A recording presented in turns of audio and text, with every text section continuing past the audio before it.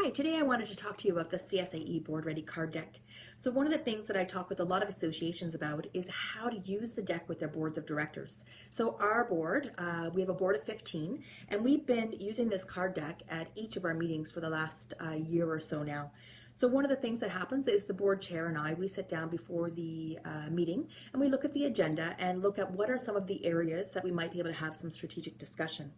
From there, I go online to CSAEBoardREADY.net and sign in to my subscription. And from there, we can look to see what are some of the different cards that are in each of the perspectives. So oversight, foresight, insight, and hindsight.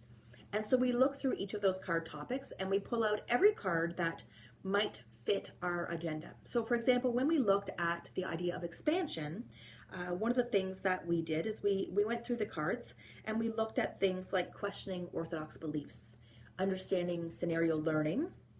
We looked at things like financial stewardship, obviously was important, asking probing questions. So we just pull out all of those different cards.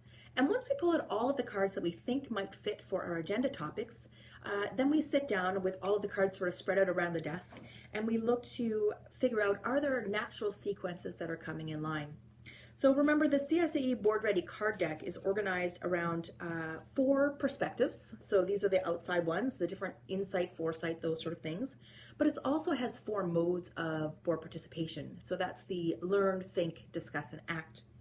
And so for us, what we do is we stop to think about, do we have a lot of the red cards? So the red cards here we have learn, are the red cards, and this particular one is in hindsight. So we would look to see, do we have a lot of red cards, or do we have a lot of blue cards, or do we have a good mix of cards? From there, we would go through and we would look to see, what cards do we have in each of the 4 perspectives? So the various insight and foresight and those sort of things. And we would look to see our natural sequences emerging. So sometimes we find that, you know what, really this particular discussion is a lot about oversight, but it's also about foresight. So we might choose to create a sequence that involves just those 2 perspectives, but that covers off learn, think, discuss, and act. Other times we might choose to just choose, one of the modes of participation. So as we go through the cards, we look to see whether those natural sequences emerge.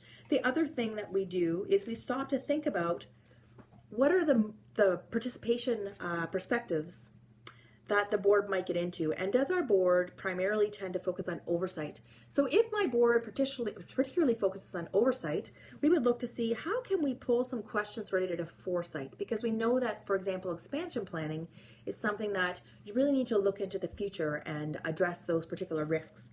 So we might pull specific cards related to foresight that could help us in that particular discussion. The same thing with insight. I find that our board in particular tends to focus on hindsight and oversight the most. So pulling out those cards from insight and foresight truly help us to move our board forward and to have more strategic discussions. Thanks, I hope that helps you.